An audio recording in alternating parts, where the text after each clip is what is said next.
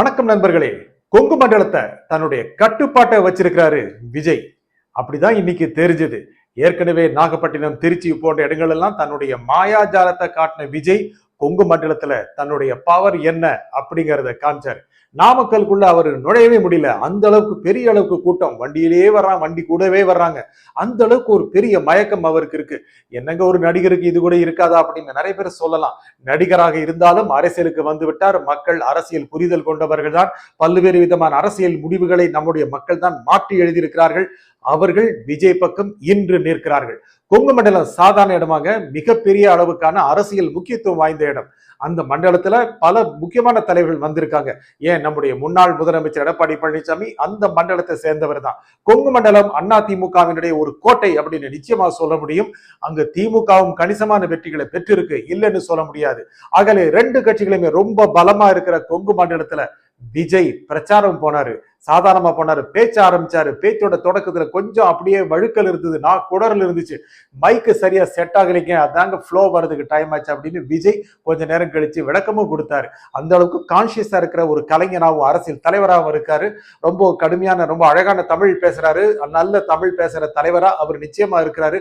மக்கள்கிட்ட நிறைய என்ன சொல்லணுமோ அதெல்லாமே சொல்லியிருக்கிறாரு. முக்கியமாக நாமக்கல் மாவட்டங்கள்ல என்னென்ன திட்டங்கள் செயல்படுத்தப்படல, என்னென்ன திட்டங்களை அறிவிக்க போறதா திமுக சொல்லிச்சு, எல்லாம் செய்யல அப்படிங்கிறது பட்டியல் போட்டாரு. வேகமா பேசினாரு. இதெல்லாம் செய்யலைங்க, செஞ்சீங்களா அப்படின்னு கேட்டுட்டு நீங்க என்ன செய்ய போறீங்கன்னு கேட்டபோது நான் என்ன சொல்லணும் அப்படின்னு சொல்லிட்டாரு பாருங்க. அமெரிக்காவுக்கு ஒத்தடை பாதை போகணும்னு சொல்ல போறேன்னா சொல்லணுமா அப்படின்னு மாதிரி கேட்கிறாரு. ஒரு அரசியல் தலைவருக்கு இன்னும் கூட அழகான அரசியல் திட்டங்கள், ஒரு வியூகங்கள், தொலைநோக்கு பார்வைகள் இருக்கணும், இருக்க வேண்டும். திரு விஜய் இதையும் புரிந்து கொள்வார், தெரிந்து கொள்வார் அப்படின்னு நாம் நிச்சயம் நம்பலாம். ஏன்னா இன்னும் வருகின்ற காலங்கள் நிறைய இருக்கு. இன்னும் கூட பல மாதங்கள் தேர்தலுக்கு இருக்கு.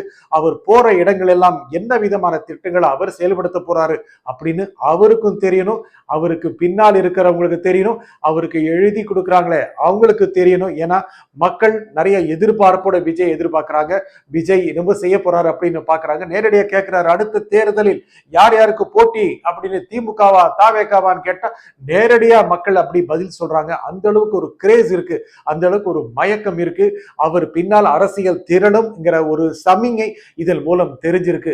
விஜய் அதற்கு ஏற்றவராக நிச்சயமாக இருக்க வேண்டும், இருப்பார் என்று நம்பவும். அந்த மாதிரி பார்க்கும்போது அந்த மண்டலத்தில் மிகப்பெரிய அளவுக்கான ஒரு தாக்கத்தை ஏற்படுத்தியிருக்கிறாரு. கொஞ்ச நாள் முன்னாலதான் எடப்பாடி பழனிசாமி அந்த இடத்துல பிரச்சாரம் போனாரு. ஏகப்பட்ட கூட்டம் கூடிச்சு. அது கூட்டி வந்த கூட்டங்க அப்படின்னு நீங்க சொல்றது எனக்கு கேக்குது. கூட்டி வந்த கூட்டமாக இருந்தாலும் எடப்பாடி பழனிசாமி பேசும்போதெல்லாம் அந்த கூட்டம் எதிர்வினை ஆற்றியது. சும்மா காசு கொடுத்துட்டு வாங்க நான் கேட்கறதுக்கு பதில் சொல்லுங்கன்னு சொல்ல முடியாது. அந்த அளவுக்கு ஒரு அரசியல் புரிதல் கொண்ட கூட்டம் தான் எடப்பாடி பழனிசாமிக்கு கூடிச்சு. சமீபத்தில் கரூர்ல திமுக மாநாடு நடத்துச்சு, மிகப்பெரிய கூட்டம் கூடிச்சு. அங்கு கூட மிகப்பெரிய கூட்டம் கூடிச்சு. அதையும் நீங்கள் கூட்டிய கூட்டம்னு சொல்லிடலாம். அதுவும் அரசியல் விழிப்புணர்வு கொண்ட கூட்டம் தான். அப்போனா விஜய்க்கு கூடுற கூட்டம் எல்லாம் அரசியல் விழிப்புணர்வு கொள்ற கூட்டம் இல்லைங்க, எல்லாரும் சினிமா பார்த்து வந்தவங்க அப்படின்னு நீங்க சொல்லலாம். நிறைய விமர்சகர்கள் சொல்லலாம். ஏன்னா அஜித்துக்கும் கூட்டம் கூடும், நயன்தாராவுக்கும் கூட்டம் கூடும், ரஜினிகாந்துக்கும் கூட்டம் கூடும் அப்படின்னு சொல்லலாம். கூட்டம் கூடும், இல்லைன்னு சொல்ல முடியாது. ஆனால் ஆனால் அந்த கூட்டம் அவர்கள் அரசியலுக்கு வரவில்லையே. அரசியலுக்கு வந்திருந்தால் அவர்களுக்கு கூடுகின்ற கூட்டத்தை அரசியல் முக்கியத்துவம் வாய்ந்த கூட்டமாக நாம் பார்க்கலாம். விஜய்க்கு கூடியிருக்கின்ற கூட்டம் நிச்சயமாக அரசியல் முக்கியத்துவம் வாய்ந்த கூட்டம். தனக்கு பின்னால கூடியிருக்கிற இந்த கூட்டத்தை ரொம்ப அழகா தன் கட்டுக்குள்ள வச்சுக்கிறதுக்கு விஜய் நல்லா தெரிஞ்சிருக்கு. எப்படி அதை ட்விஸ்ட் பண்ணணும், எப்படி மேனிபுலேட் பண்ணணும் அப்படின்னு விஜய் நல்லாவே தெரிஞ்சு வச்சிருக்கிறாரு. ஏன்னா அவர் கேட்கிற கேள்விகள், அவங்க சொல்ற பதில்கள், இது எல்லாத்திலுமே அவர் எந்த விதமான ஒரு அரசியல் தொடர்பை, எந்த விதமான ஒரு அரசியல் சங்கிலியை, அரசியல் கனெக்ட வச்சிருக்கிறார் அப்படிங்கிறது நல்லாவே தெரியுது. பல இதற்கு முன்னால 2 சுற்றுப்பயணங்களை பேசின மாதிரி தான் இங்க நாமக்கல்லையும் பேசினாரு. அந்த பேசுற தொனி கொஞ்சம் மாறி இருந்தது. இன்னும் கொஞ்சம் ஸ்லோவா பேசுறாரு, இன்னும் கொஞ்சம் கனெக்ட் ஆகிற மாதிரி பேசுறாரு. இன்னும் கூட மக்கள் அவர் பின்னாலே இருக்கிறாருங்க அப்படிங்கிற நம்பிக்கை அவருக்கு நல்லா தெரியுது. இந்த நம்பிக்கை உரியவராக இருக்கணுங்கிற பொறுப்பும் அவருக்கு நல்லா இருக்குங்கிறது நமக்கு அவருடைய உடல் மொழி மூலம் புரிஞ்சுக்க முடியுது. இப்படி எல்லாம் இருக்கு பார்க்கும் பொழுது கொங்கு மண்டலத்தில் பெரிய தாக்கத்தை ஏற்படுத்த ஒரு மிகப்பெரிய அரசியல் சக்தியாக தமிழக வெற்றி கழக தலைவர் விஜய் நிச்சயமாக உருவெடுத்திருக்கிறார், இல்லைன்னு சொல்ல முடியாது. அவர் சொல்கிற திட்டங்கள் எல்லாம் திமுக அரசு நிறைவேற்றி இருக்க வேண்டும், நிறைவேற்றல அப்படின்னு சொல்றாரு. இங்க இருக்கிற மக்களும் பதில் சொல்றாங்க. ஆனா ஒவ்வொரு அரசும், எந்த அரசு வந்தாலும் இது போன்ற திட்டங்களை சொல்வதும் செயல்படுத்துவதும் செயல்படுத்தாமல் போவதும் தொடர்ந்து நடந்துகிட்டு தான் வந்திருக்கு. அவர் திமுகவை ஏதோ பாஜகவுடைய அண்டர் டீல் வச்சிருக்கிற மாதிரி பேசுறாரு. அதே மாதிரி அதிமுகவை லேசா தொட்டுட்டு போயிட்டாரு. நீங்க கவனிச்சிருப்பீங்க, அதிமுக ஜெயலலிதா சொன்னதெல்லாம் செய்யாத பாஜகவோட அணி அமைச்சிருக்கே அப்படின்னு லேசா சொன்னாரு. இதெல்லாம் மக்கள் நம்புவாங்களா? அதிமுக தொண்டர்களே நம்பல அப்படின்னு சொல்லிட்டாரு. அப்படியே அதிமுக தொண்டர்கள் நம்ம பக்கம் வாங்க அப்படின்னு கிட்டத்தட்ட நேரடியாவே அழைப்பு விடுச்ச மாதிரி ஆயிடுச்சு. ஆகையில அதிமுகவுக்கும் அந்த இடத்தில் முக்கியமான பதிலை கொடுத்திருக்கிறார் விஜய். ஆனால் அதிமுக மேல கொஞ்சம் மென்மையா இருக்கிறாரோ அப்படிங்கிற தோற்றமும் தெரியுது. ஏன்னா இந்த ஆண்டு இறுதியில, அடுத்த ஆண்டு தொடக்கத்துல பாஜக கழட்டி விடப்பட்டு அதிமுகவால் கழட்டி விடப்பட்டு அதிமுக தாவேகா கூட்டணி அமையலாம்ங்கிற பேச்சு கொஞ்ச நேரம் வரைக்கும் நடந்துட்டு தான் இருக்கு. ஆனா அதற்கான சமிகை எதுவும் இருக்கிற மாதிரி தெரியல. ஏன்னா விஜய் ஒவ்வொரு கூட்டம் போடும்போதும், ஒவ்வொரு வாரம் சனிக்கிழமை போகும்போதுமே அவருடைய ரேட்டிங் அப்படி ஏறிட்டு இருக்கு. அரசியலுடைய செல்வாக்கு உயர்ந்துட்டு இருக்கிற காரணத்தினால எதற்காக அதிமுகவோடு கூட்டணி அமைக்க வேண்டும், தனியாவே ஜெயிச்சிருவாரோ அப்படிங்கிற தோற்றத்தை அவர் கொடுக்கிறாரு. முழுக்க முழுக்க தமிழ்நாட்டில் வென்று 117க்கு மேல் 120 சீட்டுகள் ஜெயிக்கணும் அப்படின்னா மிகப்பெரிய சக்தியாக உருவெடுக்க வேண்டும். இந்த கூட்டத்தை வைத்து அதை நிச்சயமாக நிர்ணயிக்க முடியாது. அந்த கணக்குகள் விஜய்க்கு தெரியுமான்னு தெரியல. தேர்தல் பக்கத்தில் என்ன பண்ணலாம் அப்படின்னு ஒரு மாற்று திட்டத்தில் இருக்கிறார் மாதிரி தெரியுது. ஆகல அதிமுக பக்கமும் கொஞ்சம் எண்ணம் இருக்கலாங்கிற மாதிரி தெரியுது.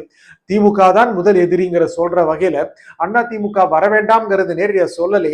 ஆகையில அதிமுகவோடு ஒரு எண்ணம் இருக்குமோ அப்படிங்கிற தோற்றத்தை கொடுக்கிறாரு. ஆனா இங்க அப்படியே கொங்கு மண்டலத்துல அவர் போற போக்க பார்த்தா அதிமுகவை அந்த இடத்தில் கொஞ்சம் பின்னுக்கு தள்ளிடுவார் மாதிரி தெரியுது. அந்த இடத்துலயும் வளர்ந்து வராரு. அவர் போற இடங்கள் திருச்சி போனாரு, நாகை போனாரு. அந்த இடங்கள் எல்லாமே அவரு நல்லா மேல எழுப்பி வந்தாரு, நல்ல உயர்வுக்கு வந்தாரு. அதே விதமான ஒரு ட்ரெண்டு தான் நாமக்கல்ல தெரியுது. இன்னும் கூட அதிக அளவுக்கு மேல போயிட்டாங்கிற மாதிரி தெரியுது. அங்க நாமக்கல் அவரோட என்ட்ரி அந்த ஏரியா ஃபுல்லா சும்மா அதிர வச்சிருச்சு. அந்த அளவுக்கு மக்கள் அதிக அளவுக்கு அவர் பின்னால கூண்டாங்க. அந்த அளவுக்கு அவர் மேல பற்று கொண்டவர்களாக இருக்காங்க. அவங்க வீட்டுல நடந்த விஷயங்கள்லாம் வந்து சொல்றவங்க மாதிரி இருக்காங்க. வாழை கொலை கொண்டு வந்துடுறாங்க, படத்தை நீட்டி கையெழுத்து வாங்குறாங்க. இதுக்கு எல்லாத்துக்கும் ரெஸ்பாண்ட் பண்றாரு. இது ஒரு தலைவனுக்குரிய நற்குணங்களாக நிச்சயமா நம்ம சொல்ல முடியும். ஆகல இன்னும் வருகிற காலங்களில் விஜய் போகிற இடங்களில் இன்னும் கூட மாற்று அரசியல் முன்வைப்பதற்கான திட்டங்களை முன்வைப்பார். இன்னும் கூட நம்பிக்கை தரக்கூடிய அம்சங்களை சொல்வார் என்று நம்பலாம். இன்னும் போற இடங்கள் எல்லாம் விஜய் இன்னும் பல அம்சங்களை சொல்லணும். ஏன்னா மக்கள் ரொம்ப எதிர்பார்ப்புல இருக்காங்க. ஏன்னா அடுத்து வருகின்ற இடங்களில் அவர் என்ன சொல்ல போறாரு, அந்த இடத்திற்கு என்ன செய்யப்பட்டது, என்ன செய்யல அப்படிங்கறத அவர் சொல்வாரா மாட்டாரா, அவர் ரொம்ப நேரம் பேசுவாரா, ரொம்ப நேரம் பேச மாட்டாரா, அவர் வந்தாவே போதும், அவர் பேசினாவே போதும், அவர் திரும்பி பார்த்தாவே போதும். இந்த மாதிரி ரசிகர் கூட்டம் நிச்சயமா இருக்கு. இளைஞர் கூட்டம் தான் வரும் அப்படின்னு சொல்றதுக்கு இல்ல. நாமக்கல்ல கூடிய கூட்டங்களை பார்க்கும்போது, அங்கு கூடிய மக்களை நம்ம க்ளோஸ் அப்ல பார்க்கும்போது நிச்சயமாக நடுத்தர வர்க்கத்தினரும் வர தொடங்கிட்டாங்கிற மாதிரி தெரியுது. வீட்டுல இருக்கிற சிறுசுங்கள்லாம் பெருசுங்களையும் கூட்டு வந்துருச்சுங்கிற மாதிரி தெரியுது.